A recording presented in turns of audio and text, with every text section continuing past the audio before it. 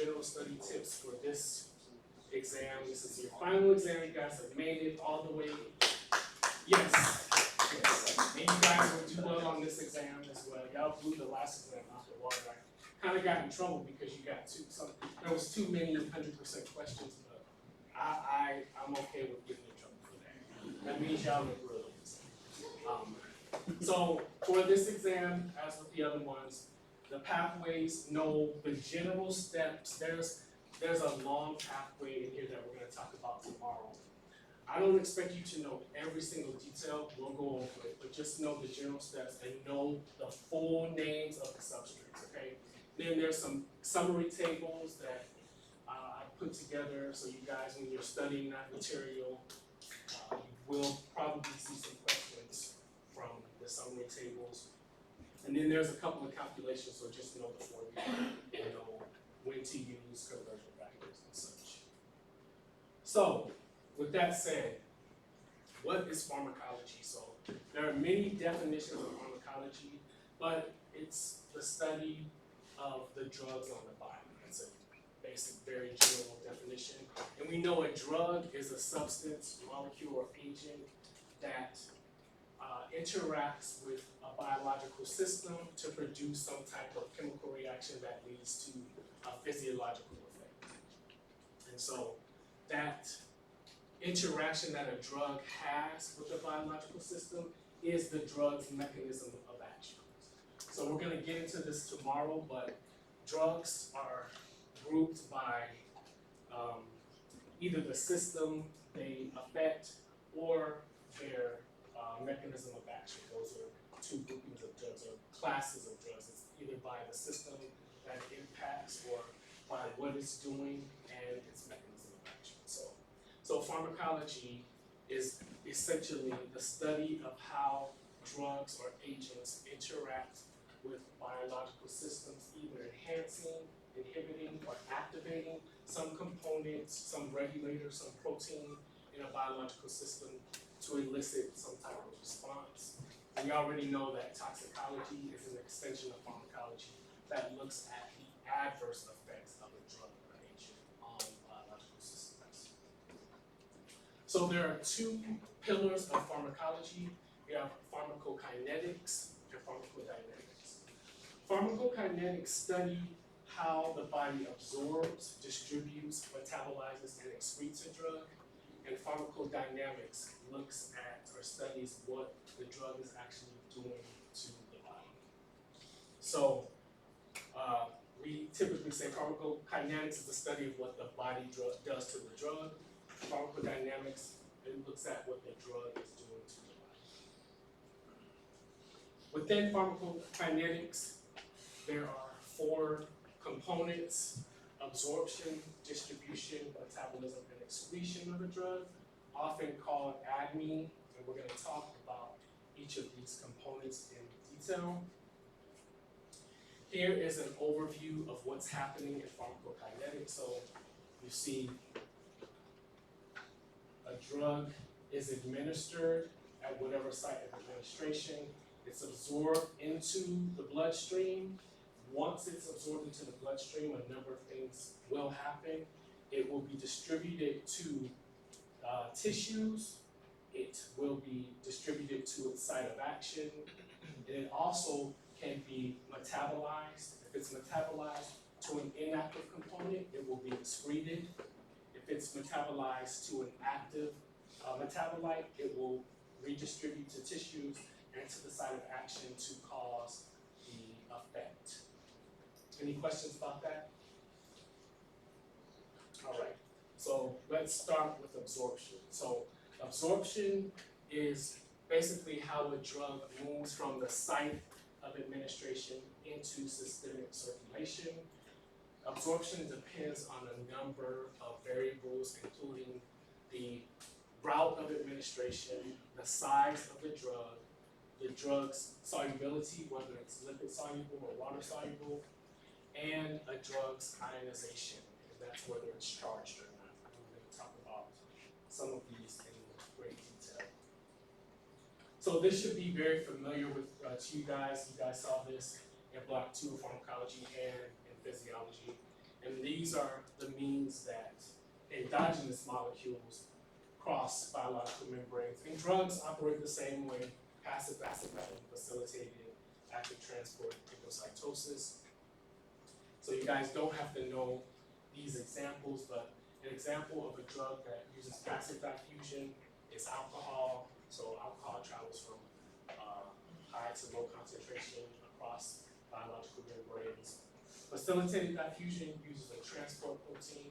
Glucose, we know glucose uses a number of protein transporters, GLUT and SLT1 transport proteins. For active transport, requires energy, and also another component of active transport, the exogenous molecule or the drug has to have a similar structure to the endogenous molecule. For example, digoxin blocks sodium potassium pumps, so its structure is similar to sodium and potassium. And then endocytosis also uses energy, and it engulfs larger molecules, so monoclonal antibodies and drugs used for cancer treatment are rather large, so they're going to be engulfed into the cell via endocytosis. So here are some of the main routes of administration, with oral being the most convenient and the most used. However, oral undergoes first pass metabolism. We're going to talk about that in the metabolism section. There are also some other methods: parenteral, which sub-Q, IM, IV. Then we have buccal, along the cheek, or sublingual.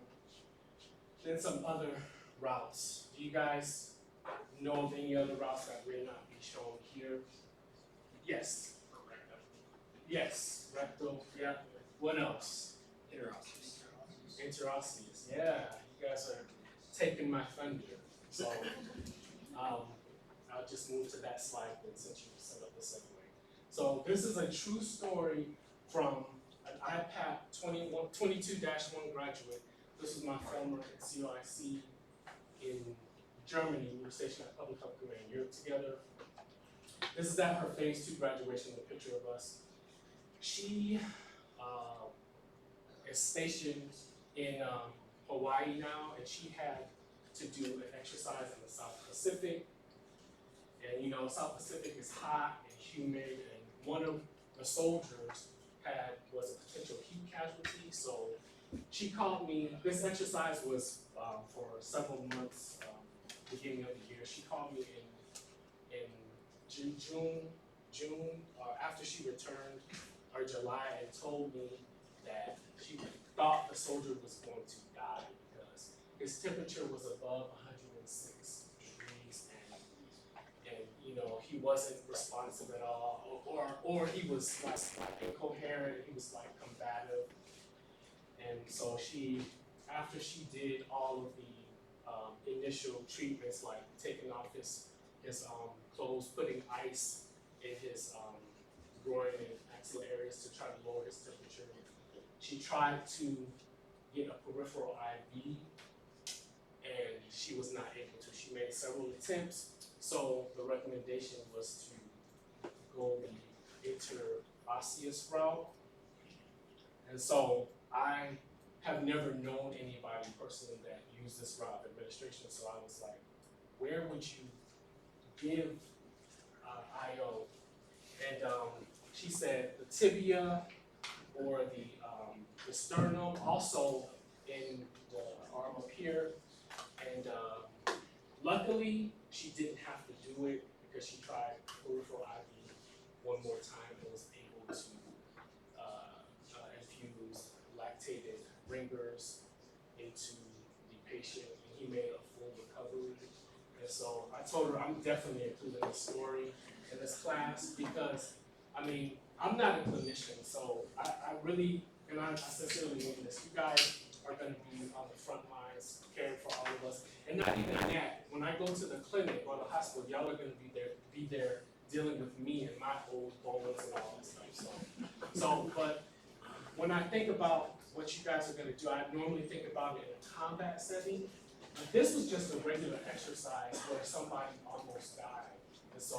guys will be treating people life-threatening situations, just probably I'm sure in garrison, but even in not in a combat setting. So I thought it was very important to mention this. Does anybody have any experiences where they've done? Yes. It's kind of like assembling furniture. Really? How so? That's it. I mean, but it's not like you don't have to press it in. You push it until it's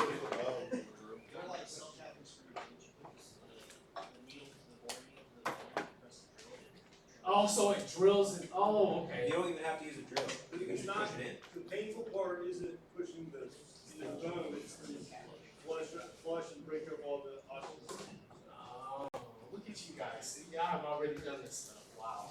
I don't even think I had heard of this until this class. So, any other routes that you guys have done that is not common? Say again. Oh, okay. When you guys did the IO, did you do it somewhere else other than the tibia and the? No. The femur. Distal femur, you can do there's a lot of research going on iliac, back of the iliac spine. Oh, okay, okay. Inside. Which one is preferred if you guys have done one up here? It's situational. Situation. So yeah, she told me that she was gonna probably end up doing the sternum just because. Thought that was very cool, so, I guess not so cool because you guys have done it all. Any questions about the different routes of administration? All right. So, understanding how a drug's ionization will affect, understanding whether or not a drug is ionized, meaning whether it's charged or not, will affect its absorption. So now we have to talk about how pH affects a drug's absorption, and we're going to talk about that particularly as it relates to the GI tract. So most drugs are weak acids and bases, and so their ability to cross the membrane depends on their pH and the pH of the environment. And so you will see throughout this lecture the terms ionized, which means charged, unionized means uncharged. And then you also see protonated and deprotonated. So protonated means hydrogen is added. So in the case of an acid, when a hydrogen is added, it is uncharged. For a base, when it's protonated, it is charged. And we're going to look at how that occurs in this slide here. So we know that an acid is a proton donor and a base is a proton acceptor. You see here, this protonated acid is uncharged, and this protonated base is charged. And so La Chatelier's principle on drug absorption, this is a very foundational principle on understanding what happens when acids and bases are exposed to different environments. And so this principle is simply saying that, so a drug in an environment establishes an equilibrium. When some component of that environment changes, such as pH, the equilibrium will be reestablished, and that ties into how drugs work in different environments, particularly as it relates to their pH. So these equations for whether or not a drug will be charged and uncharged for both acids and bases, they're reversible, as you can see, and we're going to talk about specific examples of what direction the equation goes depending on what environment the drug is in. So the Henderson-Hasselbalch equation helps us understand how much of a drug is ionized, charged, versus how much is uncharged or unionized, given the pH of the environment the drug is in. Here are the equations for both acids and bases. Here, the important component is that this Henderson-Hasselbalch equation is giving us the relationship between the pH, the pKa, and the ratio of acid to bases for whether or not we're looking at acidic drug or a basic drug. And so pKa is the acid dissociation constant. pKa is a measure of how readily a molecule gives up its protons. So if we have low pKa, that will be indicative of an acid, because as you know, acids will donate its protons. If we have high pKa, that means that the molecule is likely a base, and we know bases do not donate protons. Any questions about that? All right, so let's look at the specific scenarios and how the equation, what direction it goes in. So if we take an acidic drug or an acidic molecule and place it in an acidic environment, for example, the stomach, we know the stomach is full of hydrochloric acid, that's a strong acid. So we know right there, the stomach is going to be the hydrogen domain. So if we place an acidic drug, remember all drugs are weak acids or weak bases. We place an acidic drug in an acidic environment such as the stomach, the direction of that reversible equation is going to be left shifted, meaning that you're going to have an uncharged acidic drug. And when a drug is not charged, it is able to readily cross biological membrane. So more of the drug will be absorbed. Any questions about that? So it's the opposite when we place an acidic molecule in a basic environment or alkaline environment such as the small intestine.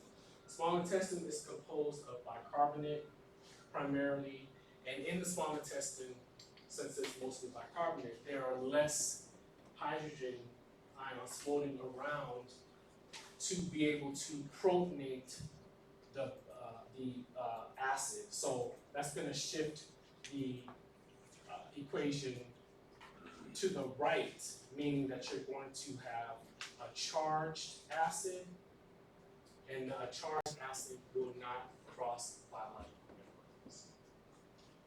Okay? So if we look at the same parameters for basic drugs, looking at a basic drug or a basic compound in an acidic environment. So again, the stomach, very strong hydrochloric acid is going to donate its hydrogen to that base, again shifting the equation to the left, but in this case, it's going to produce a charged base, therefore that charged molecule will not cross into cell membranes. So that's going to be decreased absorption of a drug if you place a base in an acidic environment.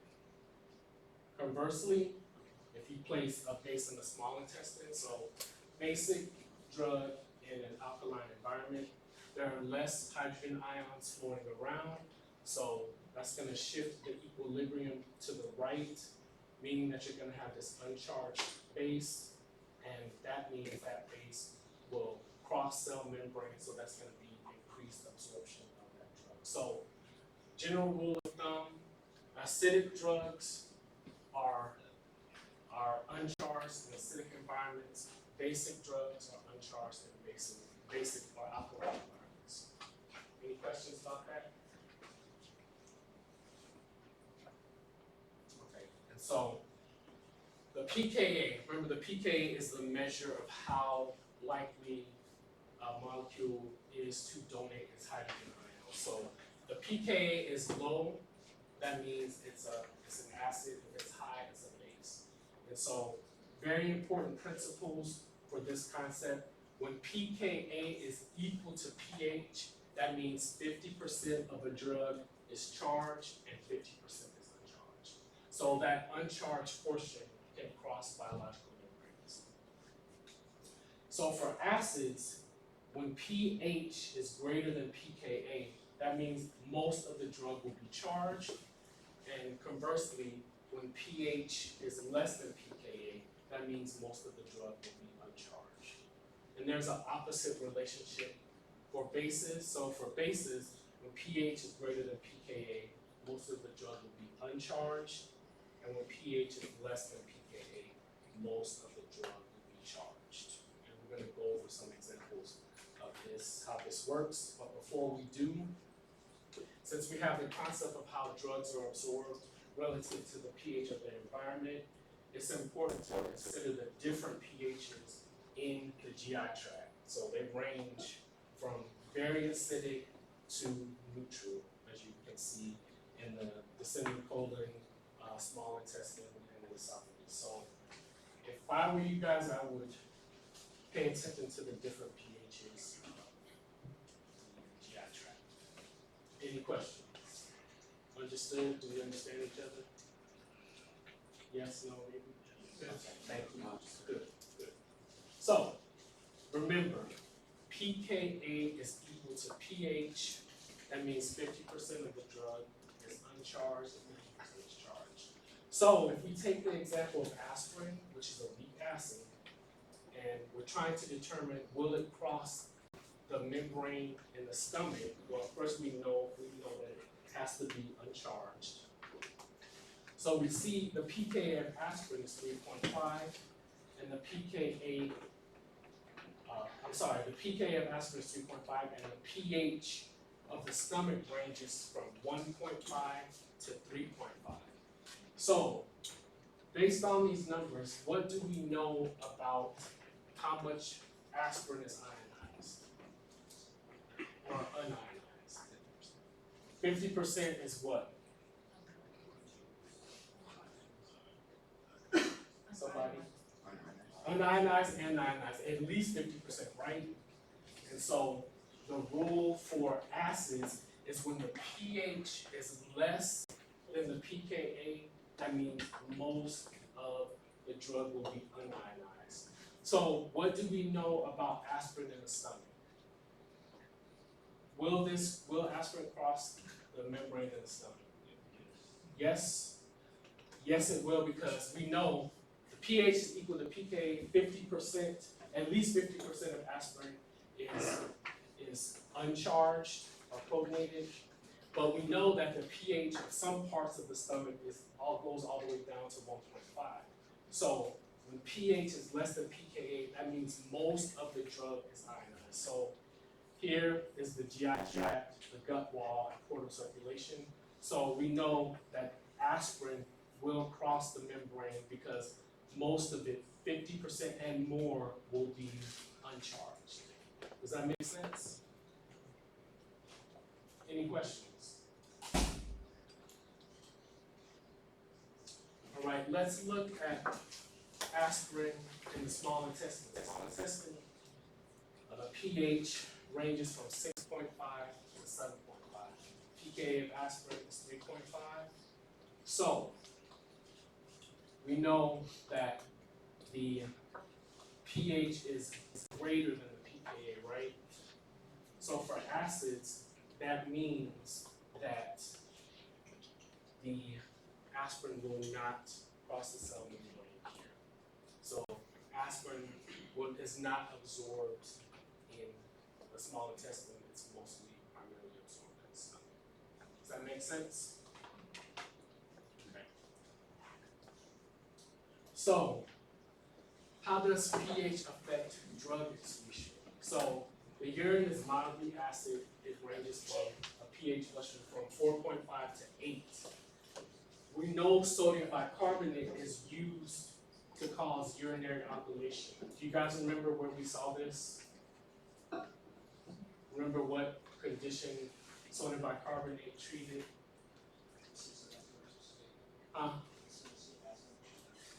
It was it that?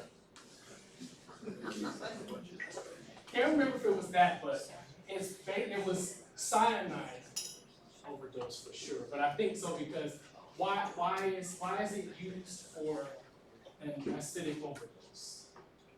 What's the cause? What's going on in the body? Metabolic acidosis. So basically our blood is acidic, and so in this case, if aspirin is in our blood, making our blood highly acidic. You're going to give sodium bicarbonate, and what sodium bicarbonate does, what we just talked about in the previous slide, it's going to interact with the aspirin, making the aspirin charged, and then the aspirin will be excreted by our kidneys. And so the kidneys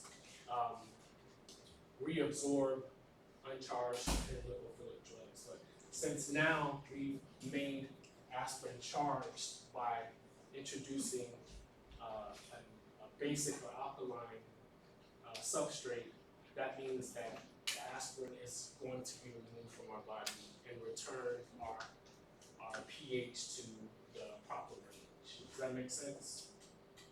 Any questions about that?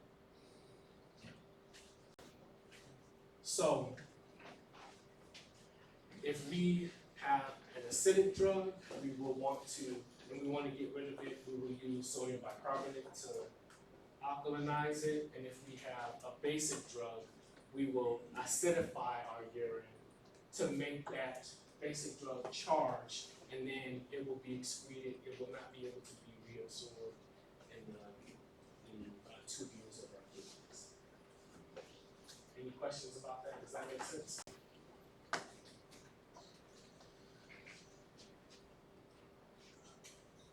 So once a drug is absorbed into our body, the next key is understanding how much of that drug will be available in systemic circulation, and that is a drug's bioavailability. So we compare all drugs' bioavailability to an IV administration because we know IV, the drug goes directly into systemic circulation.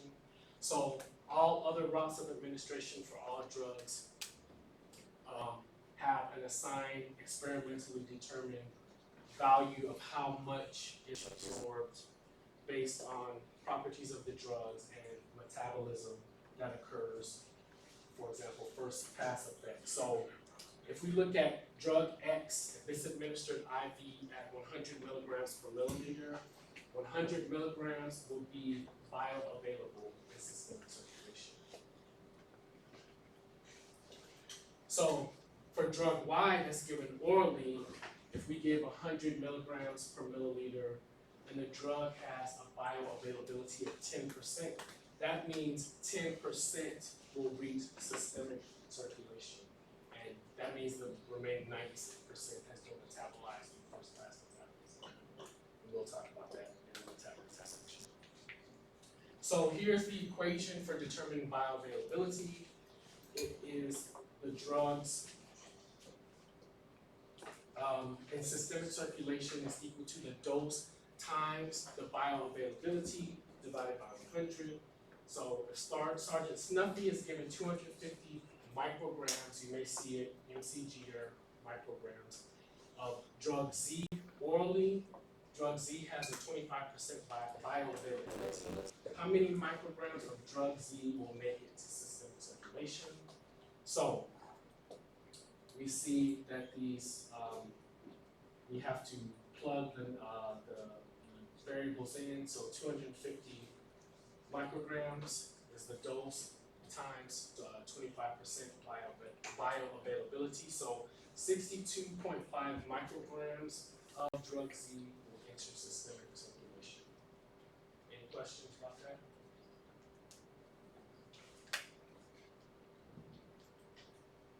All right, now we're on distribution.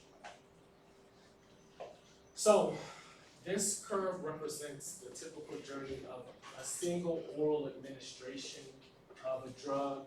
So you have time on the y-axis, you have concentration in the blood on the x-axis. So you see the curve here. Absorption, the onset, here represents the point at which the drug has reached systemic circulation. Then you have distribution, which is the area under the curve, and then it starts to decrease, and that is the metabolism and excretion. So you also have minimum effective concentration. This concentration represents the smallest blood concentration that is able to elicit a therapeutic effect. And you have the maximum safe concentration. That is the maximum blood concentration that can be reached before you start seeing adverse effects of the drug. The difference between the two is the therapeutic range of the drug and how well that drug is eliciting an effect is called its intensity. All right. Any questions? So the process of drug distribution involves the movement of the drug into the bloodstream to various tissues, fat, muscle, and brain cells. Then it will travel to the liver for metabolism and then to the kidneys for excretion. So there are compartmental models that are used to simplify how drugs are distributed throughout the body.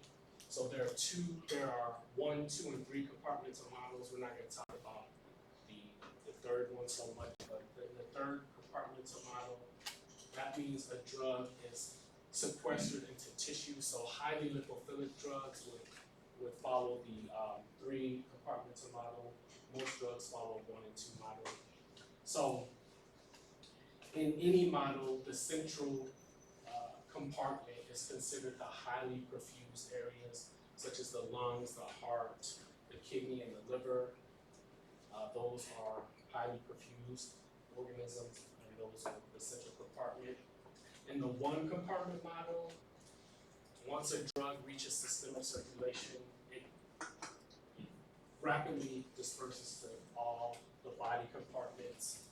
And they believe that alcohol follows this model of distribution. So drugs that are small in size, that have low lipophilicity and low protein binding, follow the 1 compartment model. Now, in terms of the 2 compartment model, drugs that follow this model, most of the other drugs that we prescribe and study follow this model. And in this model, the drugs will rapidly go to the central compartment, the highly perfused areas, and there's a biphasic approach where they then move to the less perfused areas, such as the muscle cells, the fat cells, and the brain. And this is the second compartment model, and it can take up to several hours for the drug to be distributed to the peripheral compartments.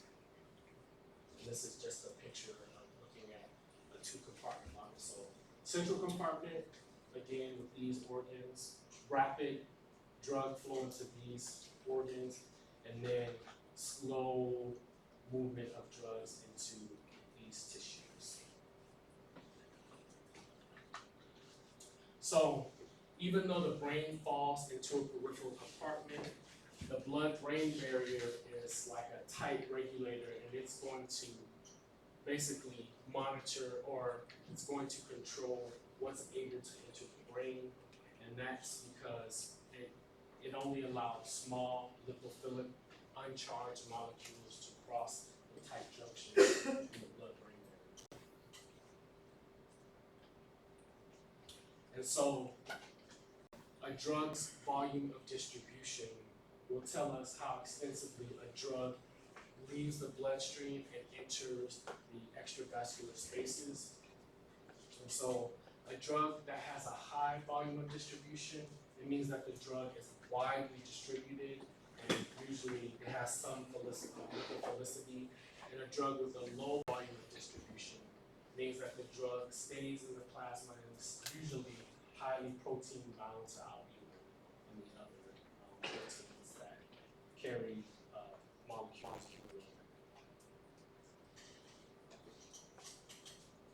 And so only the free or unbound portion of a drug is able to elicit a response. So any drug that is bound to a plasma protein is not active. And drugs that have a narrow or small therapeutic window or narrow therapeutic index, we're going to talk about that in more detail. But basically, those drugs that have a narrow therapeutic index, what that means is that it's a small change in the drug can elicit negative or adverse effects. So if a drug that has a narrow therapeutic index is highly protein bound, that drug has to be monitored very closely because you don't want the drug to, once it's released from the plasma proteins, the concentration might rapidly change, and even if it only changes a little bit, that could be enough to cause some severe adverse effects in the patient. And an example of that drug is phenytoin. There's some other ones that we're going to talk about as well. Any questions? All right. So here is the equation for volume of distribution. It is equal to the bioavailability, F times the dose over the initial plasma concentration. So if you take this example, F is equal to 80% or 0.8 times 800 milligrams is the dose over the plasma concentration at time 0, which is 80 micrograms. So we already see that there's two different units of measure, so we have to convert the drug to the same unit of measure. I forgot to mention that for volume of distribution, it's usually represented as liters or liters per kilogram. So in this case, we're trying to get it to liters. So once we add the conversion factors to convert milligrams to micrograms and milliliters to liters, we come with a value of 8 liters. Any questions about how to calculate this?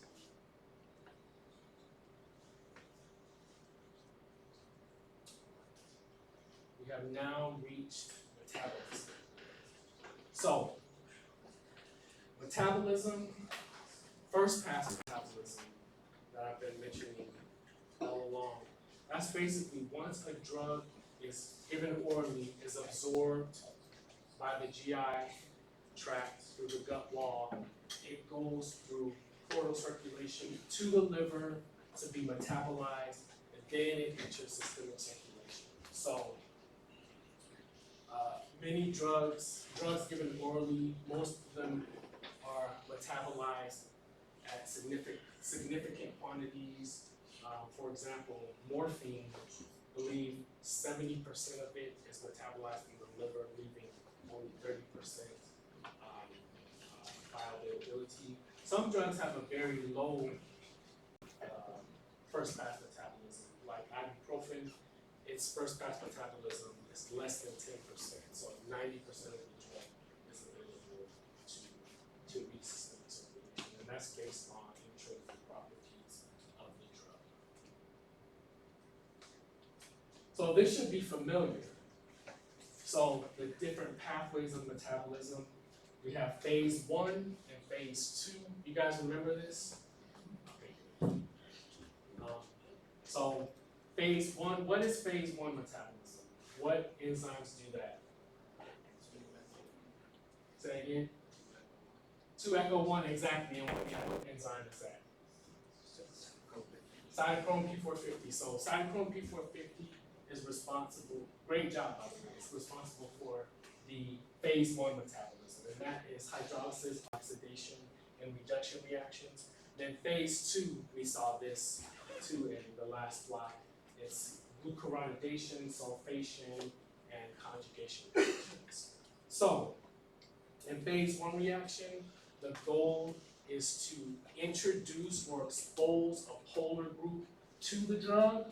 And here are the three examples of phase 1 metabolism. You have N-dealkylation, aliphatic hydroxylation, and aromatic hydroxylation. So, N-dealkylation, removal of an alkyl group from a nitrogen, and that's, you see, that's what it's doing. So this is the drug, and an alkyl group, the CH, is removed from a nitrogen. Aliphatic hydroxylation, so you're adding a hydroxyl group to an alkyl group. Aromatic hydroxylation, you're adding a hydroxyl group to an aromatic group. Makes sense, right? Very easy, right? Good.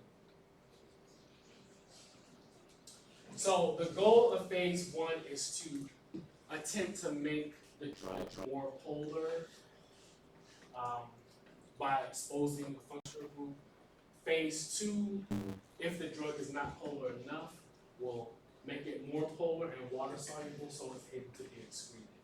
And so those 3 reaction types are acetylation, glucuronidation, and sulfation. You guys don't need to know the specific enzymes for that, just know the names of the different reaction types. And if you look at the bottom, drugs can undergo, they don't have to go phase 1 or phase 2 directly. Some of them jump directly into phase 2. Some of them only use phase 1 and they're excreted, and some use both phase 1 and phase 2 and then they're excreted. Any questions about that? So phase 1 functionalizes a drug, phase 2 conjugates a drug. That's the general definitions for different phases. And so metabolism, you have metabolism that inactivates a drug. You have metabolism that the metabolite retains the same activity. And you have metabolites that are altered. Typically, that means they're more active than the parent compound. An example of that is propanol. When propanol is metabolized, it's metabolized more active than propanol. Then you have a prodrug. A prodrug is a drug that is not active until it metabolizes, until it's metabolized to an active compound. An example of this is BIOCHEM. It's metabolized to acyclovir, and it is used to treat HIV. So we just have a couple more slides and we're going to stop today, so I'm just going to push through if that's okay. So, like I mentioned several times, the cytochrome P450 enzymes metabolize 60% most of the drugs that you guys will be prescribing. And so there are different isoforms. We've talked about several of them, 3A4, 2E1. Here's some other ones, 2C9, we talked about that as well. 1A2 is another one, and then 2C19, and there are several more that will come up. You guys will be learning in more detail on oncology. And so these different isoforms, they can be induced or inhibited by different substrates. And inhibitors may affect different isoenzymes at different doses. For example, phenytoin can be metabolized by 2C9 and 2C19. That's the primary isoforms that metabolize phenytoin. Also, 3A4 can break down phenytoin, but then phenytoin can induce 3A4, and it also can induce 1A2 and 2B6. So one substrate can do a number of different things to one or multiple of the isoenzymes. And also, enantiomers can be metabolized by different cytochrome P450 enzymes. What's an enantiomer? Hey, yes, you know the hands. Yep. When I see the hands, that makes me want to dance. I was about to.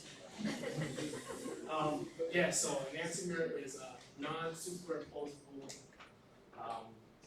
molecule. And so warfarin is an example. We talked about chirality in the first slide, but an enantiomer, an R enantiomer, R is for the Latin rectus, that's a right enantiomer. S is for sinister, that's the left enantiomer. So warfarin, for example, is metabolized by 2 or 3 different isoenzymes, 2C19, 1A2, 3A4, and 2C9, just as an example. And so remember when well, maybe you don't remember, but I will refresh your memory in case.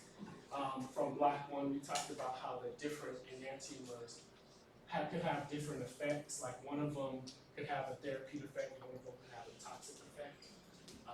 And so it's important to to tease out which one is producing what effect, and now pharmacology can do that. So before, when medicinal chemists were making drugs, they couldn't separate the isoforms or the enantiomers. So now they can. So now the goal with a new drug is developed, or even for some of the older drugs, they will tease out the drug that has the best efficacy or the best therapeutic effect, and try to remove the enantiomer that has the potential negative side effects. So we've talked about several inducers and inhibitors of the cytochrome P450 enzymes. We know that the substrate is the drug or the agent that acts on the 3A4, that's metabolized by the 3A4. When the cytochrome P450 enzyme is induced, that accelerates the metabolism of the enzyme, and so if a co-drug is administered, that's going to cause the co-administered drug to have a decreased pharmacological effect. Conversely, if inhibition occurs when the inhibitor drug reduces the metabolism of the co-administered drug, and that's going to result in increased pharmacological action of the co-administered drug or substrates. And let's look at this example and walk through. So we've given a drug. Under normal conditions, the drug is metabolized to an inactive compound. If we co-administer a drug with a drug that inhibits the enzyme, what's going to happen is this enzyme will be inhibited, which will increase the active levels of this drug, and that's going to increase the potential of toxicity because that drug is floating around in the system. If we administer a drug with an inducer drug, this enzyme is going to be induced, it's going to decrease the level of active drug here, and then that's going to cause reduced therapeutic effect or increased therapeutic failure of the drug. So the drug is not going to have the intended effect that we want. So this is why when you guys will be prescribing drugs, you will be asking, are you taking any other drugs? And you will make sure that there's no drug interactions. And if they're eating certain foods like drinking grapefruit juice or something, some of the things that we already talked about in this course. And so drugs are eliminated from the body through different kinetic patterns. You have first order and zero order metabolism. In first order kinetics, a constant fraction of the drug is metabolized per given time. First order drugs have a true half-life, and that means that in a half-life, the drug decreases by 50% every half-life, and it doesn't matter the concentration of the drug in the blood, it's still going to be metabolized by 50% every half-life. And the reason why is because the system involved in metabolizing the drug, the enzymes, they're not saturated. So for zero order kinetics, a constant amount of the drug is broken down per given time. Zero order kinetic drugs do not have a true half-life, and it's because their enzyme systems are saturated, so they have increased risk of toxicity because if you give more drugs, they're going to be floating around in the system, and unfortunately, only a fraction of the drug will be metabolized per given time. Constant amount, not constant fraction, constant amount. So these drugs can be potentially very dangerous, and some examples are alcohol and phenolphthalein. So,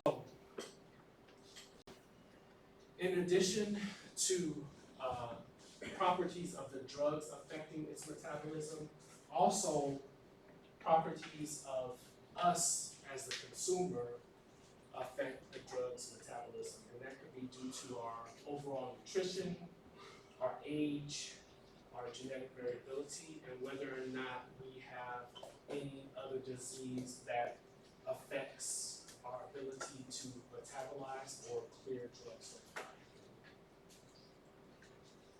So when we look at some examples of our genetics, so certain populations have certain genes that will affect the metabolism of certain drugs. So human leukocyte antigen B1502, this is found in certain South Asian populations, about 15% of their populations. When they're given anti-epileptic drugs such as carbamazepine, they have the risk of Stevens-Johnson syndrome. This is a life-threatening skin disease where the carbamazepine will trigger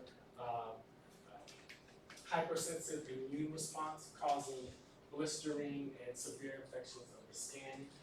And also 2D6, cytochrome P450 2D6, which metabolizes codeine.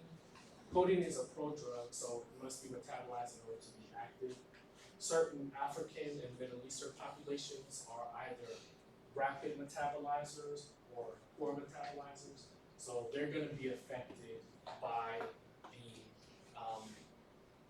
their enzyme levels will affect whether or not the drug will reach toxic levels or will be subtherapeutic. So those are things to consider when prescribing drugs. Also, the age. So we know that elderly, they have reduced blood flow, they have reduced liver activity, and so that can affect the clearance of certain drugs. But the younger children, the babies, their phase 1 enzyme metabolism machinery is not fully developed until they're about 6 months. And then it surpasses ours until they become like an adolescent, and then it levels out. So giving drugs to children, you have to be very careful on how much you give because of these differences in their metabolic machinery. Then we talked about nutrition, grapefruit juice. If somebody's malnourished, that's gonna probably affect their ability to make enzymes in general. So that's gonna affect the metabolism of certain drugs. And then if a person has heart disease, liver disease, or kidney disease, that's gonna affect the elimination and metabolism of drugs in the body. Any questions?